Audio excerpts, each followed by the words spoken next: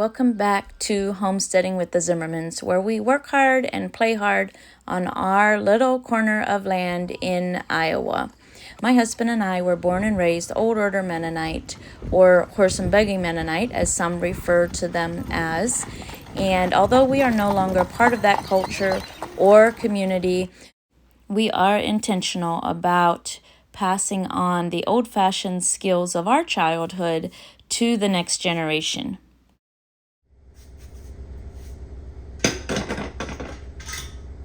So today, I'm already making a mess. It's okay. I might as well just embrace it. Today is family dinner day. We have family dinner every Friday night where our married children come home, and I put a little bit of special effort into making the meal special. So tonight, we want to make pizza on our patio, in our pizza oven. So, I need some more mozzarella for the pizza. And since this is this morning's milk, half of this was this morning's milk, and the other half was last night's milk. So only half of it was chilled. And then when I put it into the refrigerator to bring it down to where I need it to add my citric acid, some of the cream rose to the top. So I'm just gonna skim some of the heavier cream off. I don't want it completely skim. I just want to skim some of the heavier cream, and then we're gonna mix the rest of that cream in.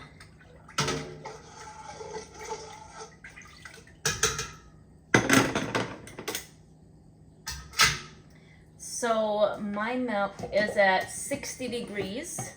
When I make mozzarella, I want my milk between 55 and 65 degrees. So I'm just the klutz. So 60 degrees is about exactly where I want it. So next I need to add my acid. You can make mozzarella with vinegar or lemon juice. I prefer to use citric acid, and what this does is it brings the pH level up, similar to if you would clabber milk.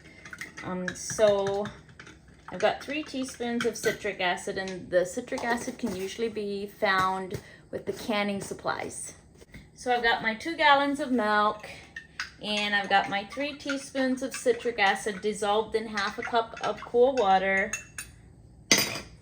And I'm just going to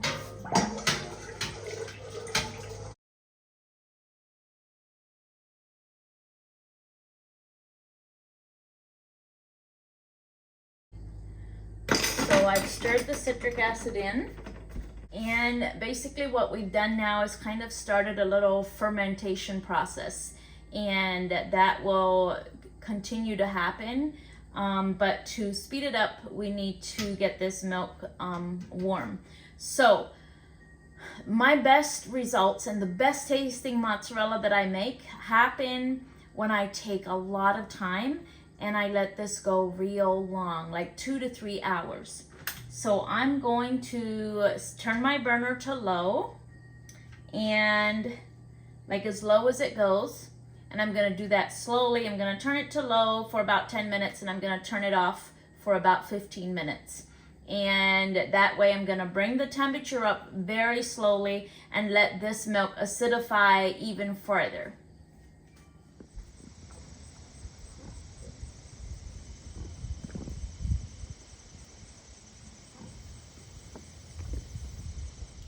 Okay, so now that we have slowly brought our milk up to 88 degrees Fahrenheit, we're going to take 1/2 teaspoon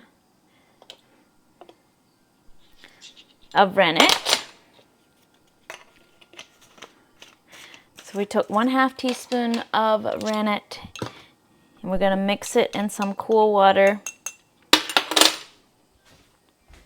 And then we're going to mix the rennet into the milk. One of the mistakes that I made when I first started making cheese is I would mix the rennet into the cold water and let it set until I was ready to use it. Like, I would get it ready right when I started my cheese making, and it didn't work as well. I wonder if it lost some of its potency as soon as I diluted it. So now that I wait to dilute my rennet in water until I'm ready to use it, I have much better results. Like, it just didn't set up real firm. So we've stirred that in. We're going to let that rest for 10 minutes and let the curd form. So after 10 minutes, you're going to check and see if it clean breaks. And this one's still a little soft, so I'm going to let it for 5 more minutes and check it again. Okay, it has been a couple minutes, so I'm just going to check again. And you can see it's a lot cleaner of a break now than it was. So I am going to cut my grid.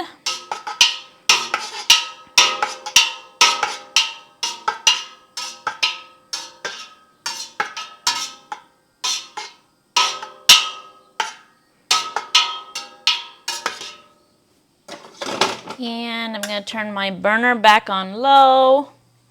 And I'm just going to let this heal for a couple minutes before I start stirring. So you can see when I let these rest how they start to kind of heal a little bit. And we're just going to start stirring them in layers. And what happens is the curds are shrinking as they heat up, and they're releasing their whey. And that's why you get little, you start seeing some whey separate from the curds. And I'm just going to stir this. I'm going to break up the bigger pieces until they're all about the same size, because we want them all to be ready for stretching at the same time. So the more I can get them all to be the same size, the more they'll all be ready to stretch at the same time. And I want to kind of keep scooping them off the bottom, because I want to heat them slowly. And I don't want the ones on the bottom to get hot too fast. So if you've watched my previous mozzarella recipe, you'll notice that I'm doing things a little differently with this batch.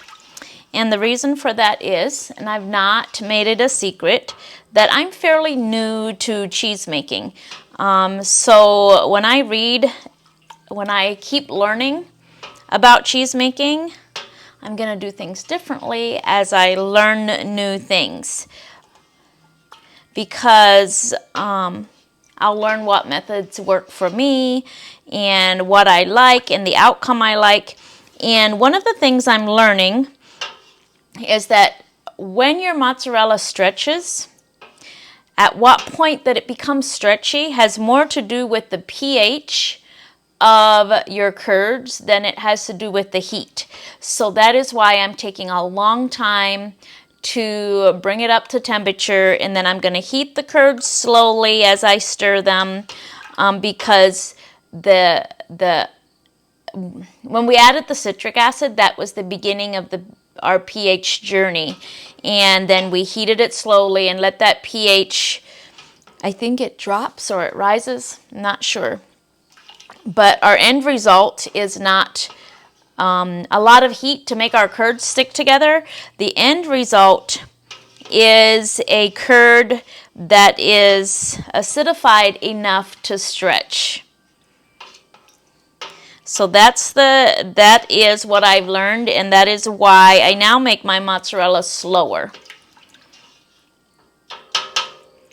And I don't even take the temperature of my curds as I stir them, because I just wait. I just heat them over low until they start sticking together. and they're shrinking. You can see they all start shrinking, and the smaller they are, the more of their whey they release, the sooner they'll start sticking together. So I'm still just searching for big chunks of curds and kind of cutting them with my spoon against the side of the pot. There it is. Okay, so now you can see the curds look a lot different now after stirring, and they're starting to kind of stick together. And here you can tell the difference. The little ones are starting to stick together, and the bigger ones are still looking pretty slimy.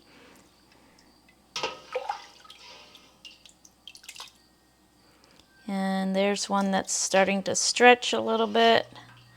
So we're just going to gently stir these and keep them from sitting on the bottom.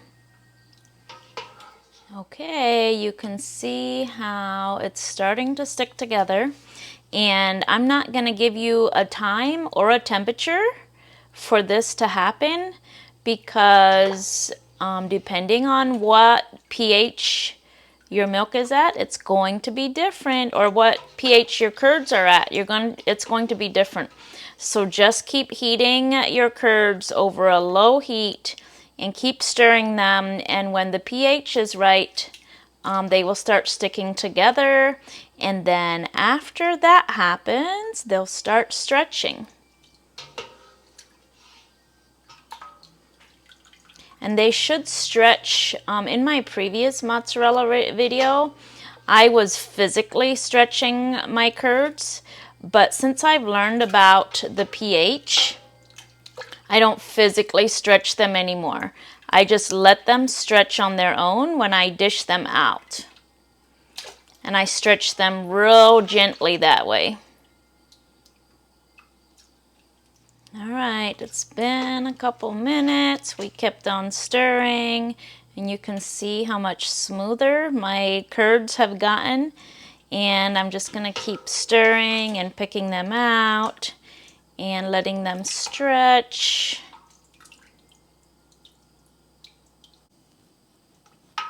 And then if I find places like this that I can tell hasn't been stretched yet, I'll just hold it at that part and let this stretch until it's smooth. And then I'll put it back in the warm whey.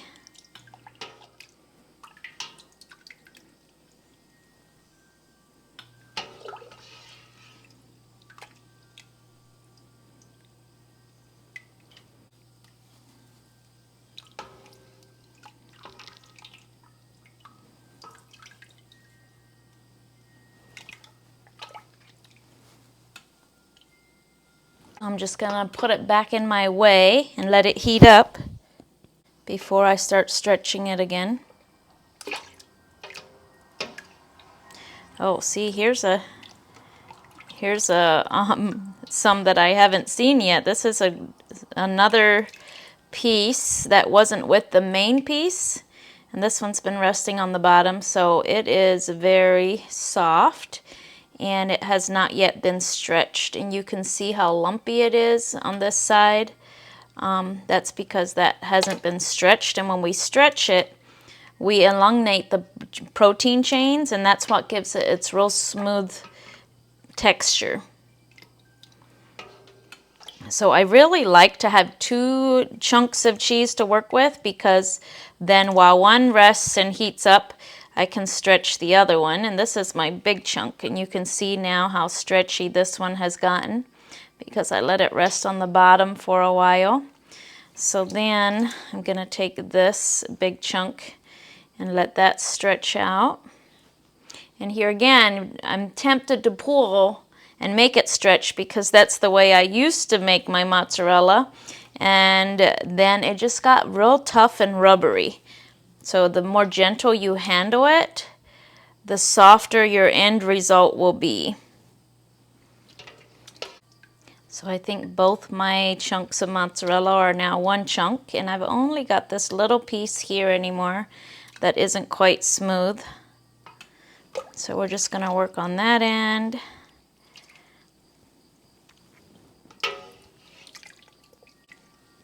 And here's where you're gonna notice that I do things a little differently than I did in my other video.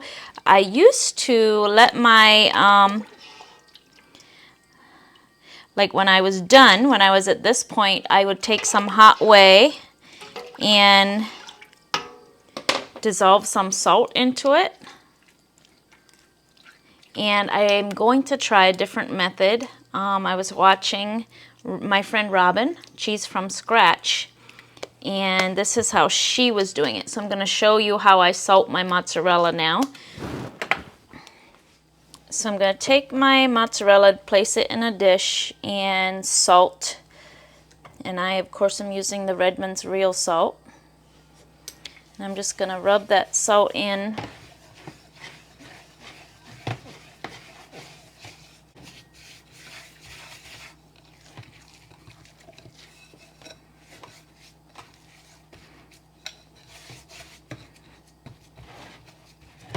All right, there we've got our salted mozzarella, and I'm gonna put it in the refrigerator and let it cool. And then we're gonna shred it later this afternoon and get it ready for our pizza. So I spent the next hour or so getting other toppings ready for the pizza. I chopped onions and peppers, and then I got the last package of bacon from the freezer. When you grow your own hogs, there's a limited amount of bacon on each hog, so we use it for special occasions, especially when we get down there to those last couple packages. So I like to chop my bacon when it's frozen, especially because the heritage breed hogs that we raise, their fat is very soft, so the bacon gets very soft at room temperature or even just in the refrigerator. And then I put it under broil, and I stir it every once in a while, making sure that it gets crispy. And this method only takes about 10 minutes to fry bacon.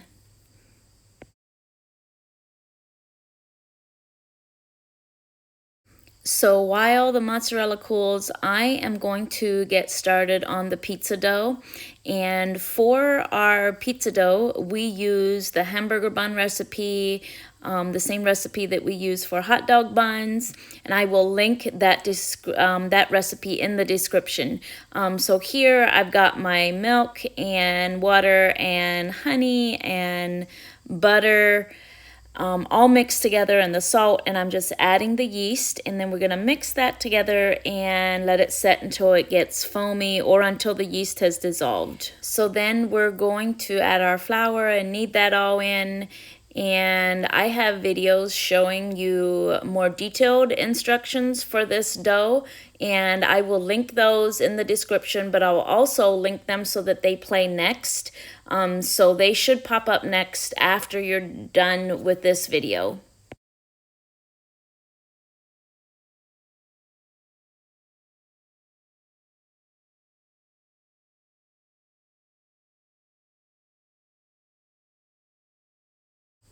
So one of our favorite desserts to have when we make pizza in our pizza oven out on the patio is this dessert pizza. And we use the same dough for the crust. We just roll it a tad thinner than we do for our main dish pizzas. And then you make a cinnamon sugar layer, and you spread that very thin over the top of the crust. So your cinnamon sugar layer is 3 tablespoons of melted butter, 3 tablespoons of sugar, and 1/4 teaspoon of cinnamon. I'm going to link a regular size recipe in the description for you, because I'm of course making like a quadruple recipe for 12 hungry people. So you're gonna mix that cinnamon sugar recipe together, and it's gonna look like not enough of cinnamon mixture, but you're gonna spread it very thin on top of your crust. So next we're going to start with the crumble portion of our dessert pizza, and you're going to start with 1/2 cup of melted butter and add 1/2 teaspoon of salt. And here again, remember, you're going to see me make a much larger recipe than you might be, but I'll have your recipe in the description. And then you're going to add 6 tablespoons of brown sugar and 2/3 cup of white or granulated sugar, and 1 cup of flour. And then you're just going to mix that all together until it's nice and crumbly. So you can absolutely make your dessert pizza without any fruit, but we like to add fruit to ours, and this week we're adding fresh peaches.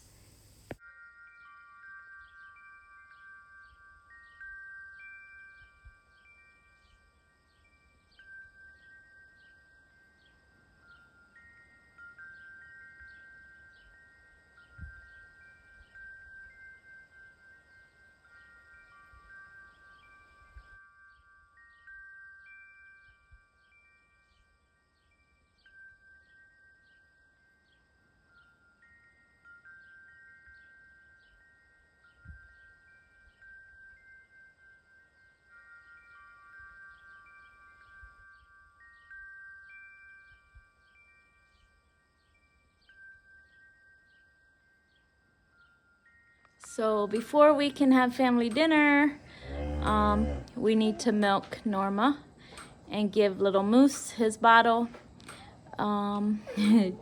That's Tom, last year's calf. I shouldn't say before we can have family dinner. While the dough rises, I decided we will come and milk and get that checked off the list, because then we won't have to do it when we're done eating, right, Maxwell? Yeah.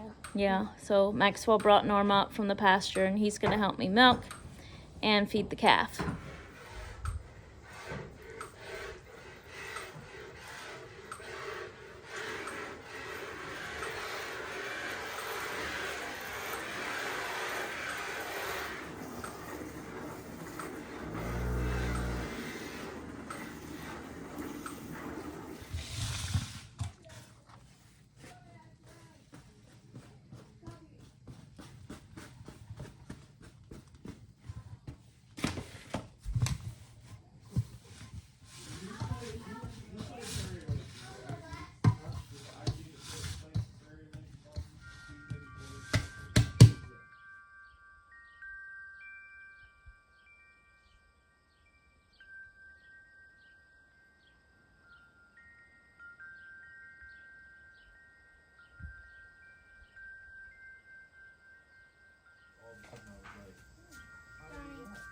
I want you all to know that we have butcher dates for the hogs now.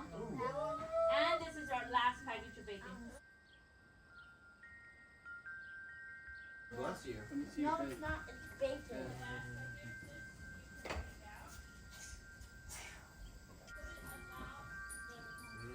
Ooh, that's a good pineapple. Kendrick. No more. Boys, how was school today? Hey, boys. What did you learn in school? How was school today? Pieces is what I learned. I just relearned Yes, them. you can take the pumpkins off. You didn't do any paces?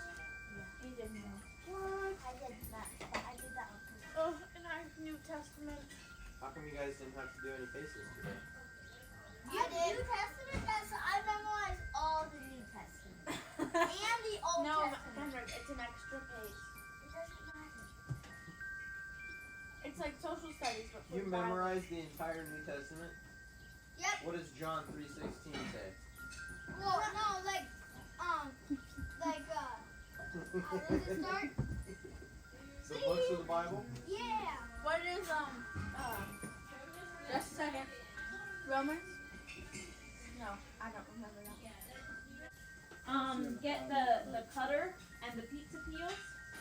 Okay. Pick up the bottom. I want to see the bottom. What do you mean? You put them on pizza. Stan, hey buddy boy. And I That's have a to joke. We don't have favorites. get the Are you Come see me. Come see me. Come see me. Hi. Yeah, Miss Patsy. hang on a second. Yeah. Wow, that's a good one.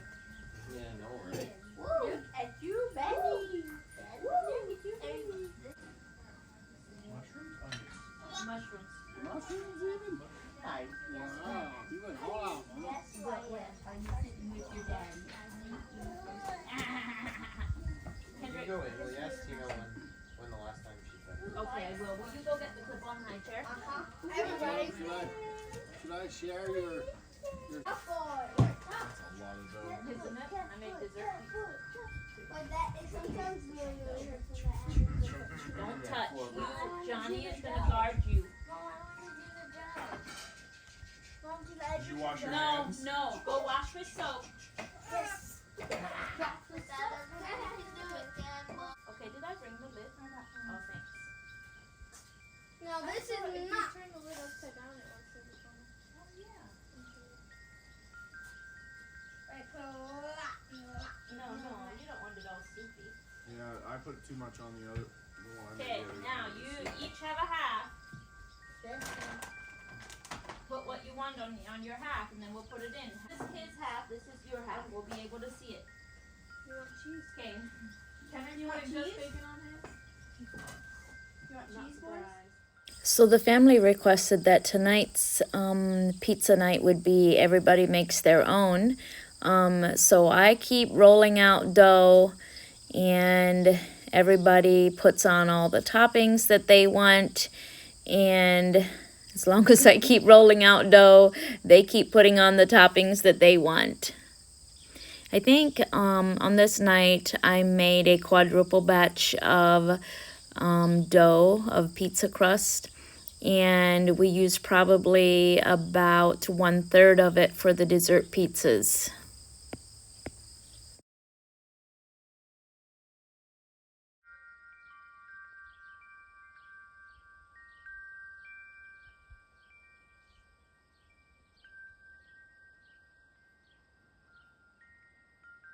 You know which way is your half? Yeah, mine has the pineapples on. It does look good, doesn't it? Yeah, here. You go all the way to the end, like that. Make it a little more evener. Just make sure I don't get the pepperoni. Yeah, cut your big pieces into two so it fits on your plate. No, I want to cut. Okay, you cut yours first. Okay. Cut how you want.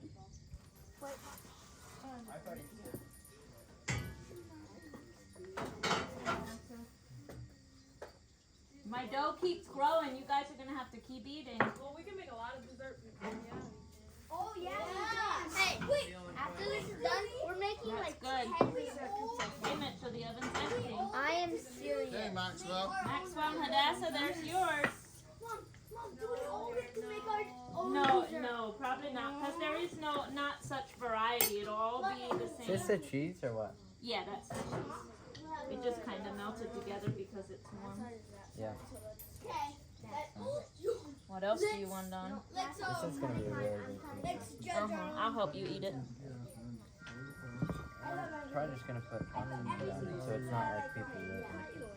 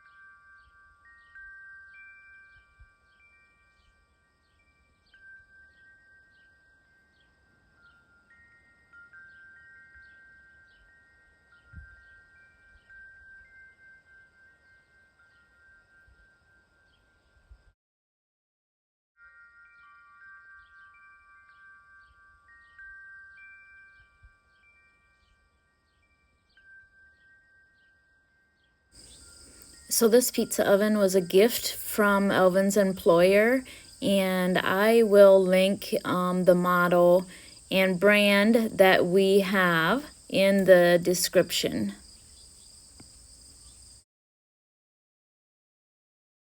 So now that everybody has had their main pizza, I'm going to start making the dessert pizzas. And I like to roll my dough out a little thinner for the dessert pizzas, but it really doesn't matter. And then you're going to take your cinnamon mixture and spread a thin layer of cinnamon mixture right on top of your dough. And next to the cinnamon mixture, you're going to take your crumble and put a nice big layer of crumbles on top. And then you're going to layer your fresh fruit. If you're not using fruit, your pizza is ready to bake right after the crumbles.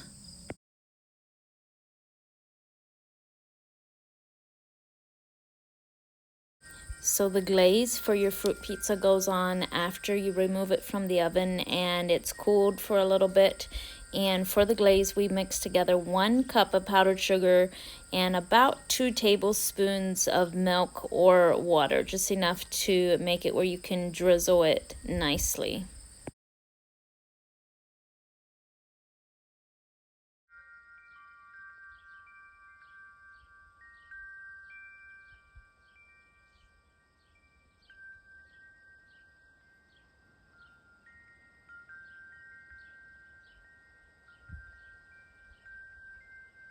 Sleep with your AirPods in, you can just hear the music from the top floor.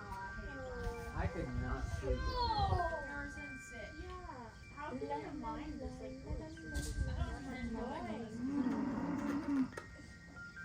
Russell?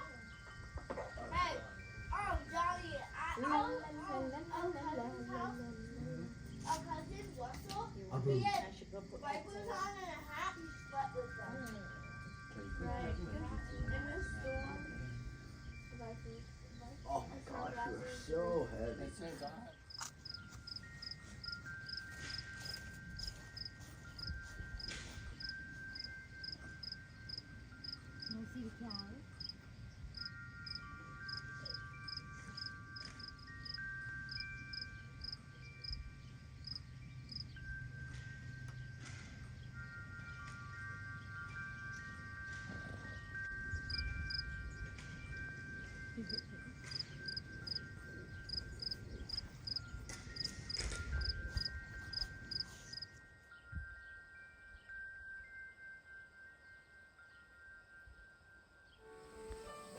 Okay, friends, that brings us to the end of the family dinner portion of the video and to the fermenting portion of the video. Now, this is going to be the last meant to ferment video, and it has been fun. And I think I've gained progress. I've made progress in trying all these different fermented foods and adding them to my diet. And because I have not yet tried what I'm going to ferment today, I think I'm going to be back next week and give you kind of an overview of my favorites and what I'm going to stick with. But for today, we are going to head to the garden and I am going to dig out some carrots. I have wanted to ferment carrots from day one, but I just never. Carrots are really hard to dig out when it's hot and dry in August, so I was just too lazy to dig them out. But the other thing is I really wanted to make ginger carrots because I do like ginger. I don't have any ginger in my fridge like I thought I did, but then I saw in my recipe, my fermentation book, I saw that just plain pickled,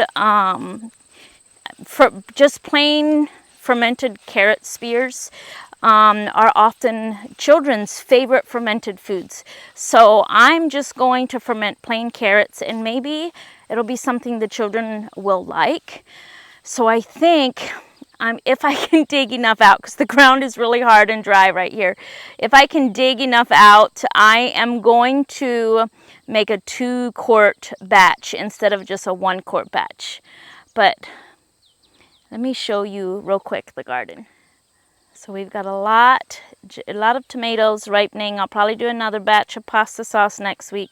But look at how many peppers have turned red this week. I'm so excited for red peppers.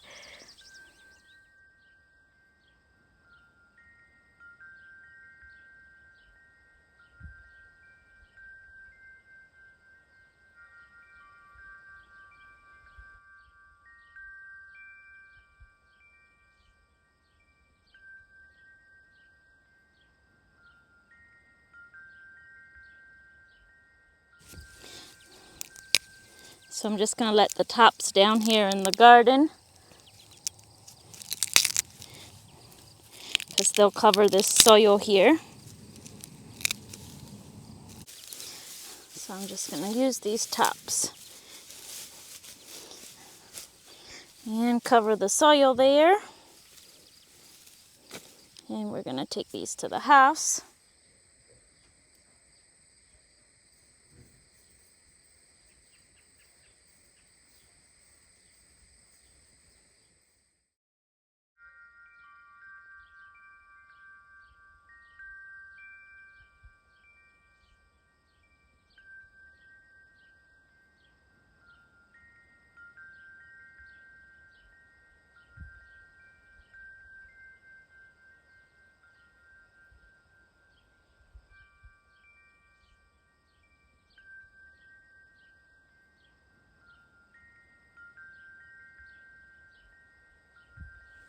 So I did not have ginger in my fridge, but I did find a lime. So I'm gonna add some lime slices because lime makes everything taste fresh. So we're gonna make some slices out of this one lime. And because this lime, you know, was everywhere before it was here, I'm not gonna peel it. I'm gonna wash it really well with some dish soap.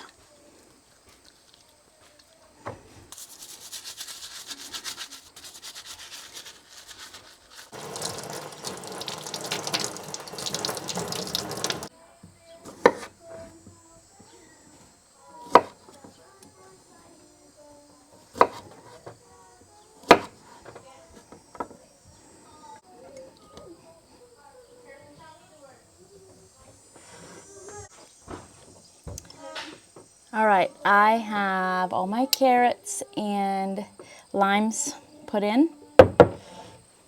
And I made just a basic brine, which is 2 tablespoons of salt. And I use the Redmond's real salt, of course. So 2 tablespoons of salt and 4 cups of room temperature water.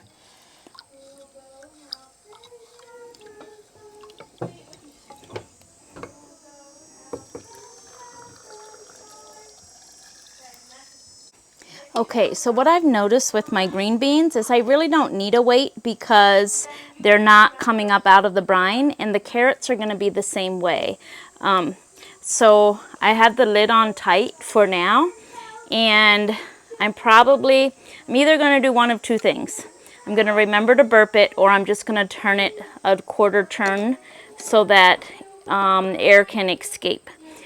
Aren't they pretty? They're going to look so pretty on my counter.